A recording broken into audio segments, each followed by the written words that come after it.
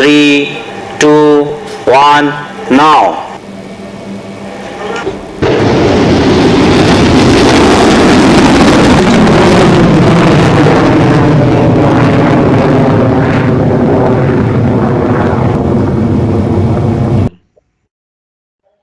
नमस्कार, मैं हूं विकास कुमार।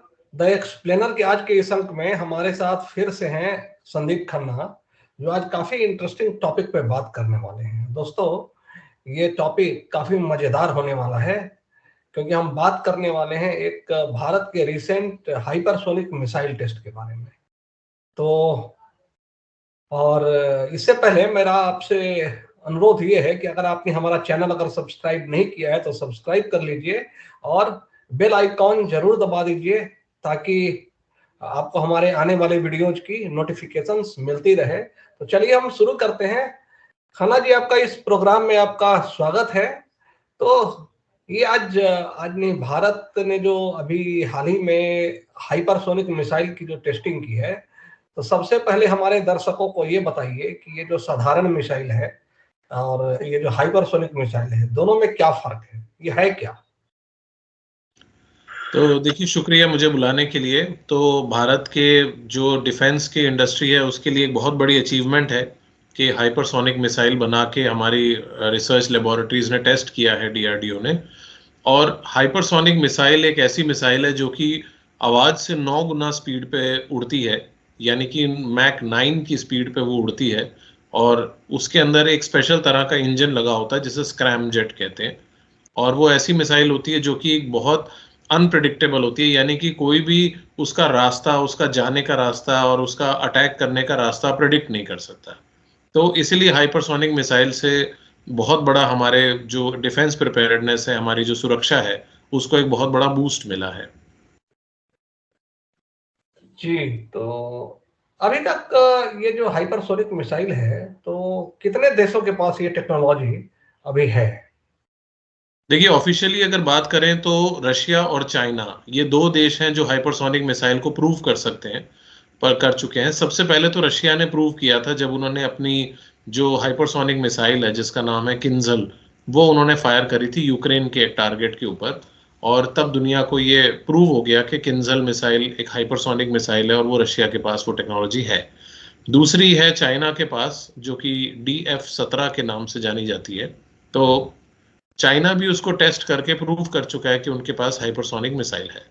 तीसरा नाम आता है ईरान का, जो कि अभी जो हाल फिलहाल में इजराइल के ऊपर ईरान ने हमला किया था, उसके अंदर जो उनका इजराइल का एक एयर बेस है, उस पे अटैक उन्होंने हाइपरसोनिक मिसाइल से किया था, जो कि उनकी है फतह 2। तो देखा जाए तो ऑफिशियली 2 और अनऑफिशियली 3 देशों के पास ये है। भारत अब चौथा देश बन जाएगा इसको जिसने की टेस्ट फायर किया है। तो क्या यूरोप और जो अमेरिका है उसके पास ये टेक्नोलॉजी नहीं है? देखिए, यूरोप और अमेरिका इस टेक्नोलॉजी को डेवलप कर रहे हैं कई सालों से, लेकिन उनको आज तक सफलता नहीं मिली है। जो अमेरिका है उसके पास ऑलरेडी एक हाइपरसोनिक ग्लाइड वेपन है जो कि मिसाइल से छोड़ा जाता है, लेकिन अभी तक शिप में लगाने वाला या हवाई जहाज में लगाने वाला नहीं बना पाए हैं। और इवन जो मिसाइल से लॉन्च किया जाता है हाइपरसोनिक ग्लाइड व्हीकल, वो भी अभी तक प्रूवन नहीं है, मिलिट्री सर्विस में नहीं है, वो ट्रायल फेज में है अभी। अच्छा, ओके ओके ओके। तो अब ये जो हाइपरसोनिक मिसाइल भारत ने डेवलप किया है, तो आप मुझे ये बताइए कि इसके एडवांटेजेस क्या होंगे, क्यों इसको लेकर के जो दुश्मन देश हैं उनमें खलबली मची हुई है। जी एक्सपर्ट्स बिल्कुल। इसको गेम चेंजर बता रहे हैं, क्यों? जी बिल्कुल। यदि हम महाभारत के परिप्रेक्ष्य में बात करें तो जिस तरह से ब्रह्मास्त्र कहा गया है, तो आप समझ लीजिए कि ये एक ब्रह्मास्त्र है। ये एक इतना तेज गति से चलने वाला मिसाइल है कि इसको रोकना तो दूर, इसकी गति का और इसकी दिशा का पता लगाना भी असंभव है। एक बहुत छोटा सा मिसाइल है ये, और बहुत ही अनप्रिडिक्टेबल डायरेक्शन से, अनप्रिडिक्टेबल हाइट से ये आता है। और इस कोई भी रडार ऐसा नहीं है जो कि इसको बहुत टाइम रहते डिटेक्ट कर सके। जब तक वो रडार इसको डिटेक्ट करता है तब तक कि वो बहुत देर हो चुकी होती है। पहली बात तो ये है। दूसरी बात ये कि क्योंकि इसकी स्पीड बहुत ही ज्यादा है, मार्क 9 की स्पीड है, तो अगर मार्क 9 को मैं अगर किलोमीटर को अगर आप उस वैसे बताना चाहूँ तो 9 किलोमीटर ये बेसिकली 1 सेकंड में पूरा कर सकता है। तो उसके लिए इतनी ज्यादा गति है कि कोई भी दुनिया का टेक्नोलॉजी, रडार, मिसाइल सिस्टम ऐसा नहीं है जो कि इसको रोक पाए। इसको डिटेक्ट कर पाना तक बहुत से देशों के लिए असंभव है। तो जो हमारे पड़ोसी हैं जैसे पाकिस्तान, चाइना, उनके लिए ये बहुत बड़ी दुख की बात है कि हिंदुस्तान ने इस मिसाइल का सफल परीक्षण कर लिया है, क्योंकि अब उनका कोई भी डिफेंस सिस्टम इस चीज को रोक नहीं पाएगा। इसीलिए ये हमारे देश के लिए एक बहुत बड़ी उपलब्धि है। इसे एक तरह से हमारे लिए जो चाइना है, चाइना के खिलाफ पैरिटी आ चुकी है। तो अगर मान लो कि अगर वो मिसाइल से हमला करता है मुंबई यानी न्यू दिल्ली के ऊपर, तो हम भी उसके शहरों को और उसके क्रिटिकल इंस्टॉलेशंस को तबाह कर सकते हैं। तो ये 1500 किलोमीटर जो दिया गया है, मेरे ख्याल से ये भी मैं मानता हूं कि ये बिल्कुल सही तो नहीं होगा। अगर भारत चाहे तो इसको आगे भी बढ़ा सकता है, 1500 से 2000 kilometre, 2500 kilometre, depending on the payload का जो वेरिएशन है करके। या कई बार तो ये भी होता है कि जो राष्ट्र जो होते हैं वो जानबूझ करके वो ट्रीटीज से बचने के लिए, प्रतिबंध से बचने के लिए अपने जो रेंज है उसको एक्यूरेटली नहीं लिखते हैं। तो क्या जी लगता है बिल्कुल। आपको? हाँ जी, बिल्कुल ठीक कहा आपने। इसका रेंज जो है वो हमेशा ही क्लासिफाइड है। अब जैसे रशिया ने अपनी हाइपरसोनिक मिसाइल की रेंज 1000 किलोमीटर डिक्लेयर करी है, लेकिन असल में वो उसे 1800 किलोमीटर तक फायर कर चुके हैं। एक ऐसा इंसिडेंट हुआ था जिसमें उन्होंने ब्लैक सी में खड़े हुए युद्धपोत से अपना जो सुपरसोनिक मिसाइल है जिरकॉन, वो उन्होंने फायर किया सीरिया पे, और वो टारगेट 1800 किलोमीटर दूर था। तो हमारी मिसाइल अगर 1500 किलोमीटर ये डीआरडीओ बता रही है, तो जाहिर सी बात है कि इसकी रेंज 2000-2500 किलोमीटर हो सकती है। हम्म। और ये आगे भी इसमें और जो है वृद्धि की जा सकती है आने आने वाले सालों में। तो ये बताइए कि वैसे तो मिसाइल हमारे यहाँ बहुत हैं, एक से एक है, मिसाइलों की पूरी एक श्रृंखला है, लेकिन ये मिसाइल को गेम चेंजर क्यों माना जा रहा है? क्यों पाकिस्तान और चीन जो है अब वास्तव में उनके भीतर कपकपी छूट रही है? क्या वो खास वजह है? जी बिल्कुल। जो जैसे हमारे पास पिछली मिसाइलें थी, अग्नि, पृथ्वी, ये सभी मिसाइलें जो हैं इनको हम वेपन्स ऑफ मास डिस्ट्रक्शन कहते हैं। यानी कि ये मिसाइल सिर्फ न्यूक्लियर वेपन को यूज करने के लिए बनी हुई है। तो ये अगर आपको मान लीजिए चाइना के एक शहर को तबाह करना हो या पाकिस्तान के एक शहर को बर्बाद करना हो, तो आप अग्नि या पृथ्वी जैसी मिसाइल का इस्तेमाल करेंगे। इनके साथ एडवांटेज ये है कि ये बहुत दूर तक जा सकती हैं। डिसएडवांटेज ये है कि इनकी एक्यूरेसी बहुत कम है। तो एक बहुत बड़े टारगेट पे आप इसको फायर कर सकते हैं, जैसे कोई बहुत बड़ा शहर, शंघाई, लाहौर इत्यादि। लेकिन जो हाइपरसोनिक मिसाइल है वो पिन पॉइंट एक्यूरेसी वाली मिसाइल है। यानी कि हमें अगर ये चाहिए कि भाई हम पाकिस्तान पे हमला करें, लेकिन पाकिस्तान कभी भी न्यूक्लियर काउंटर अटैक हमारे ऊपर ना कर पाए, तो उसके लिए हमें हाइपरसोनिक मिसाइल की जरूरत है। ये मिसाइल इतनी प्रिसाइज है, इतनी एक्यूरेट है कि पाकिस्तान के जहां पर भी न्यूक्लियर मिसाइल रखे हुए हैं उन सभी इलाकों को, उन वेयर हाउसेस को, स्टोरेज शेल्टर्स को वो तबाह कर सकता है। यहां तक कि इस मिसाइल से हम उनके न्यूक्लियर रिएक्टर जहां पर हैं, जैसे कहूटा न्यूक्लियर रिएक्टर है, उसको भी हम तबाह कर सकते हैं। और अगर आप एक sufficient number of missiles fire करेंगे तो पाकिस्तान या चाइना कभी भी इस मिसाइल का जवाब नहीं दे पाएगा। तो मतलब कहने का यह है कि हम अपने वेपन्स ऑफ मास डिस्ट्रक्शन इस्तेमाल कर सकते हैं, लेकिन दुश्मन को हम मौका नहीं देंगे कि वो अपनी न्यूक्लियर मिसाइल हमारे ऊपर इस्तेमाल करें। ये इसका सबसे बड़ा एडवांटेज है, जिसकी वजह से चाइना और पाकिस्तान बिल्कुल इस वक्त डरे हुए हैं। ये बात आपने ठीक कही बिल्कुल। और पाकिस्तान तो खास तौर पे, क्योंकि चाइना तो एक समझदार कंट्री है और वो कभी भी जो है सो इस तरह की हिमाकत नहीं करेगा, क्योंकि उसको पता है कि इसके रिपरकशंस क्या हो सकते हैं। लेकिन ये जो पाकिस्तानी हैं वो बात बात पर अपना न्यूक्लियर बम छोड़ने की धमकी देते हैं, जैसे न्यूक्लियर बम ना हो गया ये सुतली बम हो गया। तो ये बताइए कि ये ठीक है, जो सरफेस पे जो न्यूक्लियर रिएक्टर्स है या जो न्यूक्लियर मिसाइल्स है उनको खत्म कर देगा, लेकिन न्यूक्लियर ट्रायड का क्या होगा?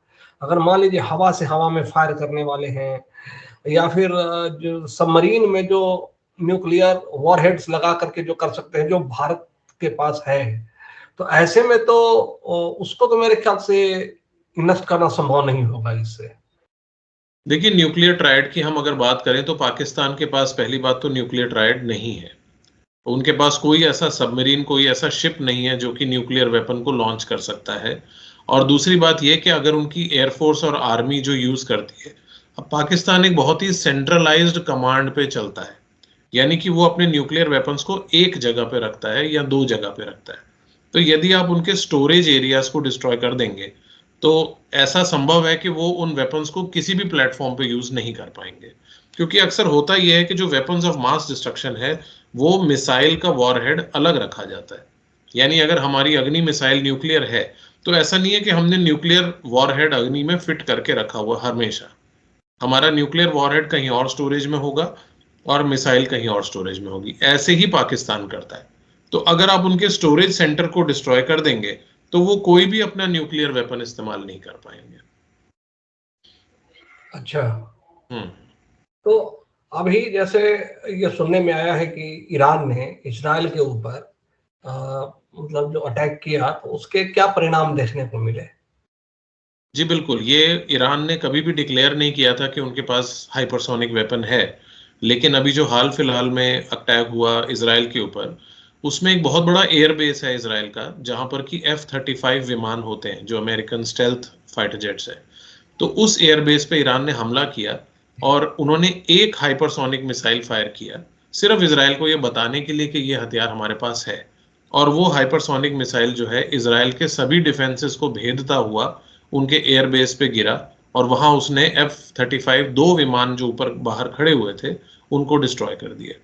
तो आप जानिए कि ये इंटेलिजेंस पहले से ही इजराइल के पास थी कि इस एयर बेस पे हमला होगा, और उसके बावजूद अपनी बेस्ट एयर डिफेंसेस के बावजूद वो एक हाइपरसोनिक मिसाइल को नहीं रोक पाए। तो इससे ये साबित हो जाता है कि 21वीं सदी का युद्ध आपके हाइपरसोनिक मिसाइल पे निर्भर करेगा। ये गेम चेंजर होगा और युद्ध की दिशा जी को मोड़ने में बहुत ये करेगा। तो अब तो मेरे ख्याल से पाकिस्तान के पास कोई ऑप्शन नहीं है, क्योंकि उसके पास खुद की ऐसी कैपेबिलिटी तो ना कभी पहले थी। तो अब तो एक ही उपाय है कि चाइना के पास जो DF-17 जो आपने बताया, तो फिर उसको चाइना से लेना पड़ेगा, क्योंकि और कोई तरीका तो नहीं है उसको एक्वायर करने का। तो मेरे ख्याल से जो पाकिस्तान का इस्टेब्लिशमेंट है वो इस दिशा में बाकायदा कोशिश करने में लग भी गया होगा। देखिए, पाकिस्तान की समस्या ये है कि उनके पास कुछ भी खरीदने के पैसे नहीं है। वो हर चीज इमदाद में यानी कि भीख में लेते हैं। तो चाइना उनको हाइपरसोनिक मिसाइल भीख में दे देगा, इसकी पॉसिबिलिटी मैं समझता हूँ बिल्कुल ना के बराबर है, जीरो है। और रही बात चाइना से टेक्नोलॉजी लेने की, तो ऐसा कोई भी पिछला रिकॉर्ड सामने नहीं आया है कि पाकिस्तान किसी भी टेक्नोलॉजी को डेवलप कर सकता है। उनके पास वो कैपेबिलिटी है ही नहीं। तो मुझे नहीं लगता कि अगले 10 साल 20 साल तक पाकिस्तान के पास ऐसी कोई कैपेबिलिटी आने वाली है। हम्म। तो अब जैसे भारत ने अभी आकाश तीर बनाया, फिर उसके बाद ड्रोन कैपेबिलिटी डेवलप कर रहा है। आप लगातार देख रहे हैं कि भारत एक के बाद एक जो मिसाइल की जो अपनी कैपेबिलिटी है वो दुनिया के सामने प्रदर्शित कर रहा है। अभी शायद मेरे ख्याल से 1-2 साल की ही बात है, उसने स्पेस में भी लॉन्च किया था और स्पेस सैटेलाइट्स को उड़ा दिया था। तो भारत की ये जो मिसाइल क्षमता में जो अभूतपूर्व बढ़ोतरी देखी जा रही है, तो इसका क्या इम्पैक्ट होगा इससे भारत की मिलिट्री क्षमता के नजरिए से, और जो हमारे आसपास में जो दुश्मन है उसके नजरिए से? देखिए, सबसे बड़ा इम्पैक्ट तो ये है कि भारत एक बहुत बड़ा हथियारों का एक्सपोर्टर बनने जा रहा है। हमारी जो ये integrated guided missile development project है, ये 90s में शुरू हुआ था और इसका श्रेय डॉक्टर APJ अब्दुल कलाम को जाता है काफ़ी हद तक। तो इस प्रोग्राम के ज़रिए जो भी हमने मिसाइल्स बनाई हैं, air to air, air to surface, surface to surface, ship to surface, ये सभी मिसाइल्स का एक बहुत बड़ा मार्केट है दुनिया में। और मुझे लगता है कि इंडिया के जो वेपन्स हैं उनकी एक बहुत बड़ी डिमांड आने वाले समय में आएगी। तो जो हमारे फ्रेंडली कंट्रीज़ हैं वो हमारे से और ज़्यादा क्लोज हो जाएंगे, और जो हमारे दुश्मन देश हैं उन्हें हमारे साथ नेगोशिएटिंग टेबल पे आना होगा। अब पाकिस्तान एस्टैब्लिशमेंट में ऑलरेडी ये बात चल रही है कि हमें इंडिया से सुलह समझौता करना चाहिए और आतंकवाद का रास्ता छोड़ना चाहिए। तो अगर पाकिस्तान को ये बात समझ में आ जाती है तो वो अपने आप ही नेगोशिएटिंग टेबल पे हमारे सामने आ जाएंगे, क्योंकि हमें शक्ति प्रदर्शन करने की जरूरत नहीं पड़ेगी। हमने अपनी कैपेबिलिटी दुनिया को दिखा दी है। अब समझदार दुश्मन वही है जो कि कैपेबिलिटी देख के ही आगे लड़ाई करने की हिम्मत ना करे। तो अगर पाकिस्तान में उतनी समझ है तो वो जरूर इसके परिणाम को जानेगा, समझेगा, और नहीं है तो फिर ठीक है, वो उसके अंजाम के लिए तैयार ठीक है। कहा आपने, बिल्कुल ठीक कहा आपने। रामधारी सिंह दिनकर की एक कविता भी है, क्षमा शोभती उस भुजंग को जिसके पास गरल हो, उसको क्या जो दंतहीन विषहीन विनित सरल हो। यानी आप शांति शांति की बात करते रहेंगे, दुनिया आपको तवज्जो नहीं देगी, लेकिन जब आप हाइपरसोनिक मिसाइल का परीक्षण करेंगे, world will wait sit and watch with awe, and they will recognise your capacity. तो आप वही बात है। और मैं उम्मीद करता हूं कि दर्शकों आपको ये चर्चा पसंद आई होगी, और हम आगे भी इस तरह के टॉपिक्स पे इनको बुलाते रहेंगे। तो और आपसे एक बार फिर से अनुरोध है कि अगर आपने बेल आइकॉन नहीं दबाया है तो कृपया दबा लीजिए, क्योंकि ऐसे वीडियोज को बनाने में और संदीप खन्ना जी को पकड़ने में काफी मेहनत करना पड़ता है। तो नमस्कार, जय श्री राम,